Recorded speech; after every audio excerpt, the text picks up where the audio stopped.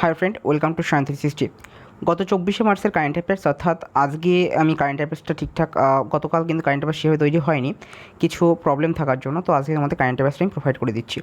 তো দেখো, আজকের ফার্স্ট যে ইম্পর্টেন্ট কোশ্চেন হিসেবে আমরা যেটা রেখেছি যে লিডার্স সামিট অন ক্লাইমেট ভারতের তরফ থেকে কে অংশগ্রহণ করছেন।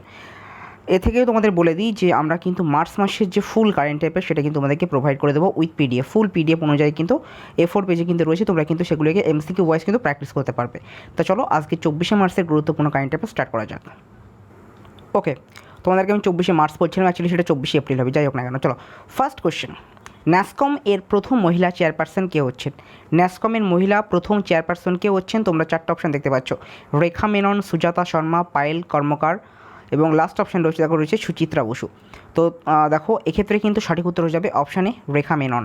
রেখা মেননকে কিন্তু ন্যাসকম যেটা কোম্পানি রয়েছে তার কিন্তু একটা মহিলা চেয়ারম্যান হিসেবে মানে নির্বাচিত হতে চলছে। আচ্ছা, আমরা যদি বলে দিই যে ন্যাসকমের full form National Association of Software and Service Companies. Okay, যার একজন প্রথম কিন্তু মহিলা চেয়ারম্যান হচ্ছেন রেখা মেনন। পরবর্তী প্রশ্ন আমরা দেখব, সম্প্রতি রিজার্ভ ব্যাংক নিম্নোক্ত কোন ব্যাংকের লাইসেন্স বাজেয়াপ্ত করেছে? খুব খবর শিরোনামে কিন্তু রয়েছে, দুটো ব্যাংকের কিন্তু লাইসেন্স বাজেয়াপ্ত হয়েছে, একটা হচ্ছে মহারাষ্ট্র ব্যাংকের, আর একটা ব্যাংক সেটা হচ্ছে এখানে একটা রয়েছে, সেটা হচ্ছে অপশান বি, সামথং ফিনসেভ প্রাইভেট লিমিটেড। এই যে অপশান বিতে যে ব্যাংকটা রয়েছে সম্বন্ধন ফিনসেভ প্রাইভেট লিমিটেড ব্যাংকে কিন্তু লাইসেন্স বাজেয়াপ্ত করে নেওয়া হয়েছে। আচ্ছা, এ প্রসঙ্গে তোমাদেরকে বলে রাখি, ব্যাংকটায় কিন্তু অনেকবার আরবিআই তরফ থেকে নোটিশ পাঠানো হয়েছে এবং সেখান থেকে জানতে চাওয়া হয়েছে কিছু রিজন, কিন্তু সেখান থেকে কিন্তু সেরকম ধরনের কোনো জবাব না পাওয়ায় আরবিআই কিন্তু শেষ পর্যন্ত ব্যাংকটির লাইসেন্স বাজেয়াপ্ত করার সিদ্ধান্ত নিয়েছে। আমরা যদি ব্যাংকটি দেখি থাকি, 1992 খ্রিস্টাব্দে ব্যাংকটি স্থাপন করা হয়েছিল, যার হেডকোয়ার্টার হচ্ছে উড়িষ্যাতে। ওকে, উড়িষ্যার রাজধানী কি? তোমরা কমেন্ট বক্সে কমেন্ট করে জানিয়ে দেবে উড়িষ্যার রাজধানী কি। পরবর্তী প্রশ্ন দেখো, OPCW এর এক্সটার্নাল অডিটর পদে কে নিযুক্ত হচ্ছেন? আবার বলছি OPCW, আমি ফুল ফর্মটা বলে দিচ্ছি, ডোন্ট ওয়ারি। বাট এখন তোমাদের যে প্রশ্ন সেটা হচ্ছে OPCW এর এক্সটার্নাল অডিটর হিসেবে কাকে নির্বাচন করা হয়েছে? চারটা অপশন তোমরা দেখতে পাচ্ছ। তো এখান থেকে আমাদের যে সঠিক উত্তর সেটা হয়ে যাবে অপশন বি, GC মুর্মু, অর্থাৎ গিরিশচন্দ্র মুর্মু। গিরিশচন্দ্র মুর্মুকে কিন্তু OPCW এর এক্সটার্নাল অডিটর হিসেবে নির্বাচন করা হয়েছে। আচ্ছা, এবার আমরা যদি বলি OPCW ভারতকে নিযুক্ত করা হয়েছে, নিযুক্ত করা হয়েছে আগামী 2 বছরের জন্য এশিয়া গ্রুপের হয়ে প্রতিনিধিত্ব করবে ভারত। অর্থাৎ এটা এমন একটা গ্রুপ যেখানে কিন্তু প্রত্যেকটা সাব কন্টিনেন্টে তারা কিন্তু তাদের যে প্রবলেমগুলো সেগুলো কিন্তু তুলে ধরা হয় সেখানে, এবং সেখান থেকে কিছু না কিছু একটা হেল্প কিন্তু অবশ্যই সেখানে পাওয়া যায়।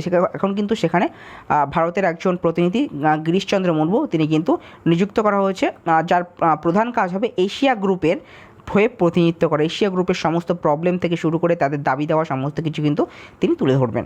পরবর্তী প্রশ্ন দেখো, লিডার্স সামিট অন ক্লাইমেটে ভারতের তরফ থেকে কে অংশগ্রহণ করলেন? Very very important question. দেখো এটা অ্যাকচুয়ালি হচ্ছে ক্লাইমেটের উপর যে সামিটটা করা হয়, ওকে, অন দ্য ক্লাইমেট, পরিবেশগত। তোমরা জানো যে কিছুদিন আগে তোমাদেরকে জানিয়েছিলেন টোটাল 40 জনকে আমন্ত্রণ জানিয়েছিলেন জো বাইডেন।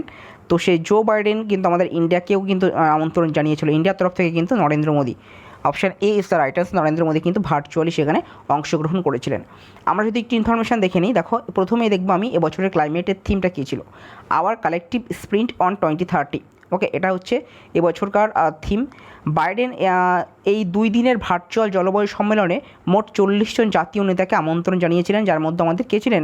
আমাদের তরফ থেকে মোদি ছিলেন। ওকে, দেখো তারপর দেখো 2021 সালের নভেম্বরে গ্লাসগোতে অনুষ্ঠিত হওয়া জাতিসংঘের জলবায়ু পরিবর্তন সম্মেলনে সাম্প্রতিক সময়ে এই শীর্ষ সম্মেলন অনুষ্ঠিত হচ্ছে, অর্থাৎ এই বছরই কিন্তু লাস্টের দিকে গ্লাসগোতে একটা জলবায়ু পরিবর্তন সম্মেলন, একটা সামিট কিন্তু রয়েছে। তার আগে কিন্তু এই যে একটা বৈঠক ক্লাইমেট নিয়ে, এটা কিন্তু অত্যন্ত তাৎপর্যপূর্ণ।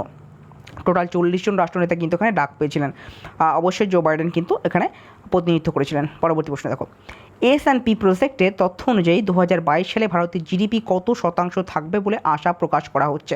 কোশ্চেনটা ইম্পর্টেন্ট। S&P প্রজেক্ট তারা কিন্তু ভারতের যে জিডিপি, অর্থাৎ তোমার গ্রস ডোমেস্টিক প্রোডাক্ট যেটা, তো সেখান থেকে কিন্তু একটা আশা প্রকাশ করেছে যে ভারতের জিডিপি কত থাকবে।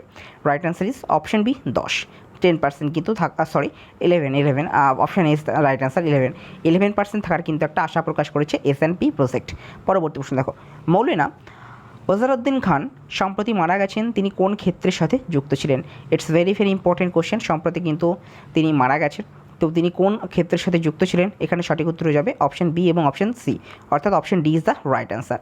স্পিরিচুয়াল লিডার অ্যান্ড কবি। ওকে, অর্থাৎ একজন আধ্যাত্মিক নেতা, তার সাথে সাথে কবিও কিন্তু ছিলেন মৌলানা আজহারউদ্দিন খান, যিনি সম্প্রতি মারা গেছেন। আমরা কিন্তু একটু ইনফরমেশন নিয়ে নিই। দেখো, ভারতীয় ইসলামী পণ্ডিত, আধ্যাত্মিকতা নেতা এবং লেখক মৌলানা আজহারউদ্দিন খান কোভিড-19 জটিলতার কারণে মারা গেলেন। তিনি ইসলামের বিভিন্ন বিষয় নিয়েও 200-রও বেশি বই লিখেছেন। ইংরেজি, হিন্দি, উর্দুতে কুরআনের অনুবাদ সম্পর্কে একটি ভাষ্য লিখেছেন বলে তিনি বেশি পরিচিত। মানে ইসলাম তথ্য নিয়ে তিনি একাধিক বই লিখেছেন, 200+। তার সাথে সাথে কিন্তু সেই বইগুলোকে ইংরেজি, হিন্দু, উর্দুতে ট্রান্সলেশনও করেছেন। এবং তিনি কিন্তু মারা যাওয়ার কারণ হচ্ছে কোভিড-19। আমরা যদি ইনফরমেশন নিন কেন গুরুত্বপূর্ণ দেখে নাও। তার কারণ তিনি পদ্মবিভূষণ পেয়েছেন এবছর 2021-এ, পদ্মভূষণ পেয়েছেন 2000-এ, রাজীব গান্ধী ন্যাশনাল সম্ভাবনা অ্যাওয়ার্ড 2009-এ পেয়েছেন। এতগুলো পুরস্কার যার ঝুলিতে রয়েছে, সে অবশ্যই ইম্পর্টেন্ট একজন ব্যক্তি। পরবর্তী প্রশ্ন দেখো, WEF global agency translation index 2021 ভারতের স্থান কত? It's also an important question, যে WEF global agency transcription index যেটা জারি করা হয়েছে, সেখানে ইন্ডিয়ার প্লেস কত? Right answer is option B, 87 কিন্তু স্থান অধিকার করছে আমাদের ভারতবর্ষ।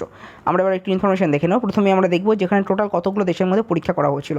টোটাল 115টা কান্ট্রির মধ্যে পরীক্ষা করা হয়েছিল।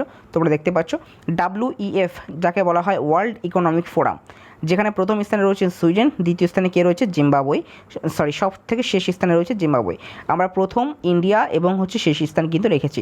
ইন্ডিয়ার স্থান 87, প্রথম স্থানে সুইডেন এবং শেষ স্থান অর্থাৎ 115 নম্বর স্থান হচ্ছে জিম্বাবুয়ে। পরবর্তী প্রশ্ন দেখো, ফরিদ সাবরি সম্প্রতি মারা গেছেন, তিনি কোন ক্ষেত্রের সাথে যুক্ত ছিলেন? It's also an important question. Farid Sabri কোন ক্ষেত্রের সাথে যুক্ত ছিলেন? দেখো, এক্ষেত্রে সঠিক উত্তর হয়ে যাবে অপশন ডি, সঙ্গীতজ্ঞ। সঙ্গীতজ্ঞ কিন্তু যুক্ত ছিলেন কিন্তু ফরিদ সাবরি, যিনি কিন্তু সম্প্রতি মারা গেছেন। নেক্সট কোয়েশ্চেন দেখো, UN English language day and UN Spanish language day বছরের কোন দিন পালন করা হয়ে থাকে? দেখো, আমি কিন্তু তোমাদের গতদিনই কিন্তু জানিয়েছিলাম যে US চাইনিজ ডে, অর্থাৎ ইউএনের যে চাইনিজ ডে ইউএনএ, তো সেই যে দিন সেটা কিন্তু পালন করা হয়েছিল গত 22 এপ্রিল। তো একইভাবে কিন্তু UN ইংলিশ ল্যাঙ্গুয়েজ ডে এবং US স্প্যানিশ ল্যাঙ্গুয়েজ ডে, এই দুটি দিন কিন্তু তার পরের দিন অর্থাৎ 23 এপ্রিল কিন্তু পালন করা হয়ে থাকে, অর্থাৎ 23rd is the right answer. পরবর্তী প্রশ্ন দেখে নাও, World Book and Copyright Day বছরের কোন দিন পালিত হয়ে থাকে? World Book and Copyright Day, এটাও কিন্তু 23 এপ্রিল। ওকে, 23rd এপ্রিল কিন্তু World Book and Copyright Day কিন্তু পালন করা। দুটো দিন, একটা হচ্ছে ওয়ার্ল্ড বুক আর একটা হচ্ছে কপিরাইট ডে। দেখো, এছাড়াও আমরা কিন্তু একটু ইনফরমেশন যদি দেখে নিই, সেটা হচ্ছে এবছর এটা ইউনেস্কো, মানে এটা মূলত ইউনেস্কো পালন করে থাকে। এই দিনটি বিশ্ব বই দিবস নামে পরিচিত।